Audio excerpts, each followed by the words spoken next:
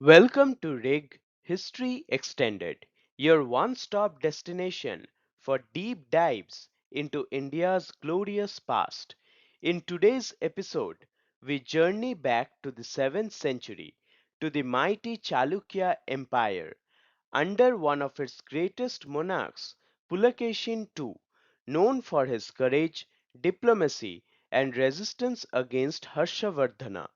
Pulakesin II carved out a legacy that echoed from the coasts of Konkan to the courts of Persia, from crushing internal revolts to expanding his dominion across the south. His reign was a testament to the strategic brilliance and fearless leadership. This video follows his rise, battles, foreign diplomacy, and eventual fall, crafted from inscriptions, foreign accounts, and historical records.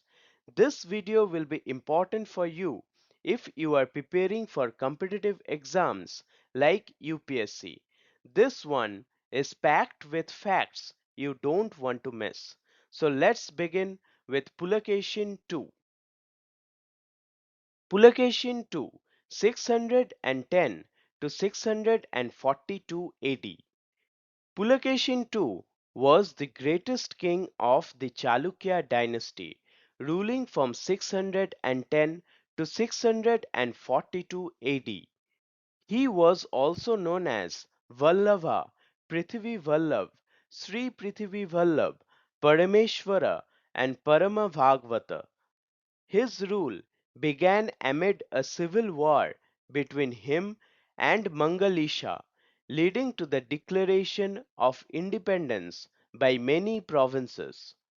The Aihole inscription states, "Thus the world was enveloped in darkness that were the enemies."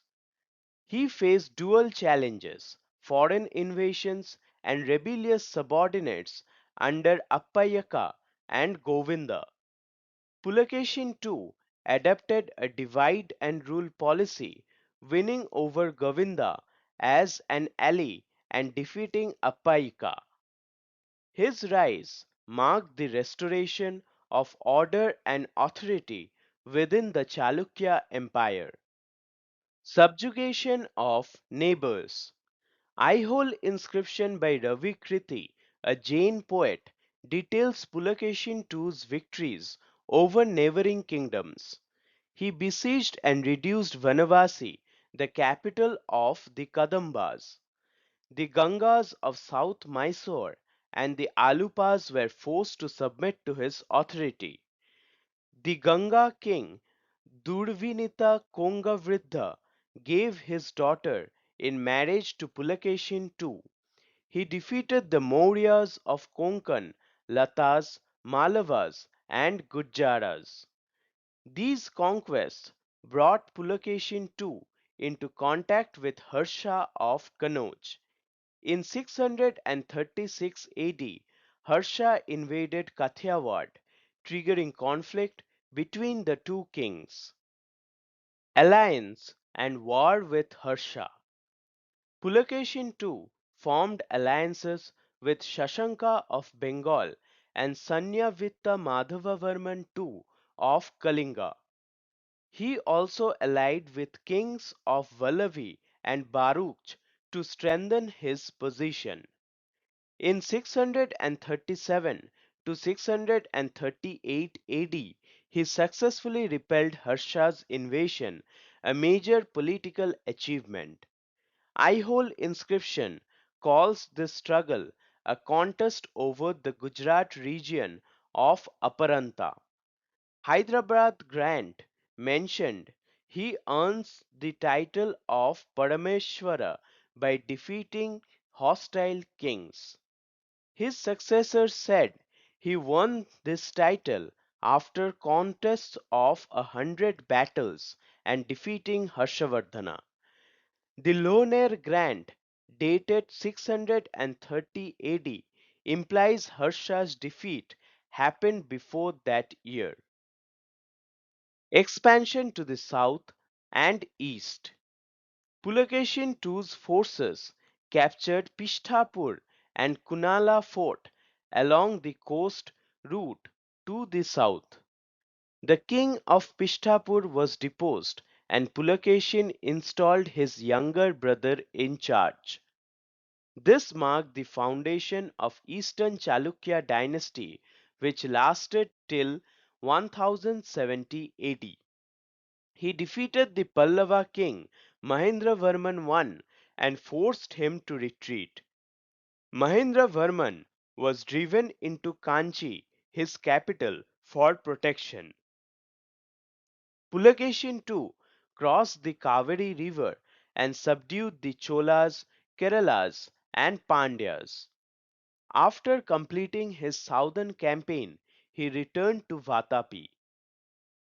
Pallava invasion and death. The Pallavas later retaliated against Pulakesin II's invasion of their territory. Pallava king Narasimhavarman I defeated Pulakesin II in multiple battles. In one battle, Narasimhavarman repeatedly wrote his victory on Pulakesin's back. Vatapi was invaded, its people slaughtered, and Pulakesin II was killed in battle. His death led to the beginning of the downfall of the Chalukya Empire. The Chalukyas suffered a major defeat and could not recover from this loss. The Pallava Chalukya conflict marked a turning point in South Indian politics. Fame and foreign relations. Pulakesin II was regarded as one of the greatest monarchs of ancient India. Muslim historian Tabari states that Khusru II of Persia received Pulakesin's ambassador in 625 to 626 AD. A Persian ambassador was sent to the Chalukya court indicating diplomatic ties. An Ajanta cave painting shows a Persian ambassador at Pulakesin's court. The exchange highlights the international reputation and prestige of Pulakesin II. His influence extended well beyond India, reaching Central Asian and Persian spheres. These foreign relations reflected the prosperity and political importance of the Chalukya court. Visit of Huensung. Chinese pilgrim Huensung visited Deccan in 641 AD during Pulakesin II's rule. He entered the Chalukya kingdom through Nasik in Maharashtra.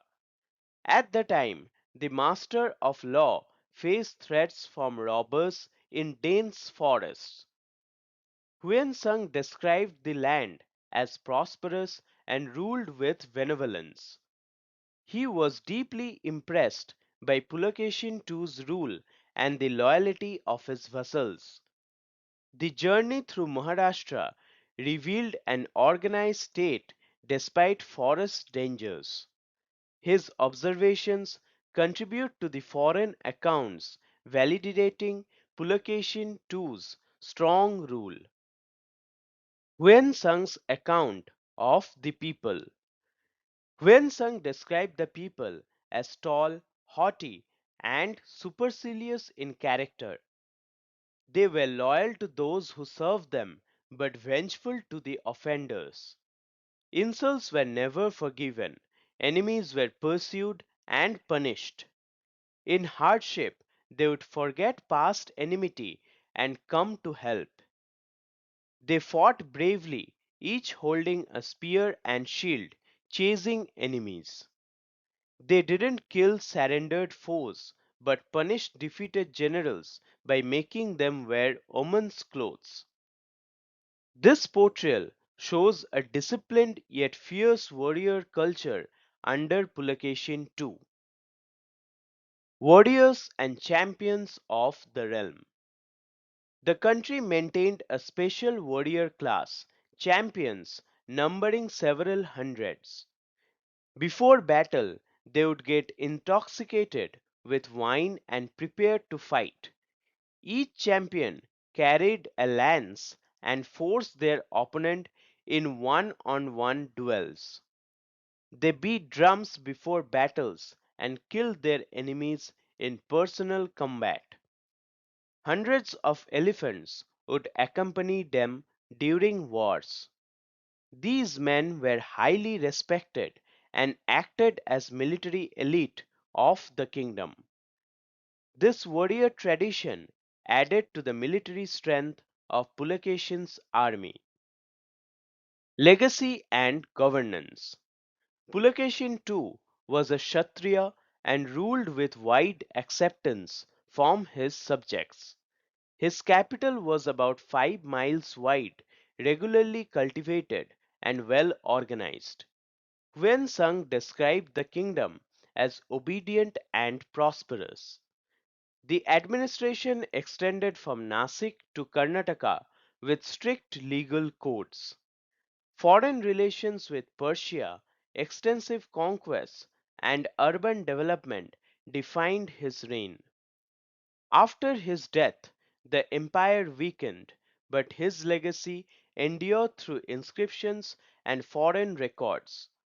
Pulakesin too remains a symbol of strength, diplomacy, and cultural advancement in ancient India. Pulakesin II's story is not just about power and conquest, it is a reflection of resilience, statecraft, and cultural exchange in early medieval India. From resisting the northern imperialism of Harsha to forcing alliances with Persia and ruling with a sense of justice, his legacy continues to inspire historians and learners alike.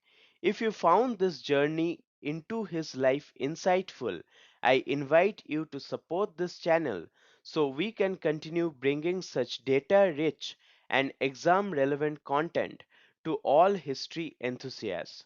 Your support helps us keep history alive, accurate, engaging, and accessible for every learner. Thank you for watching Rig History Extended. See you in the next chapter of our past.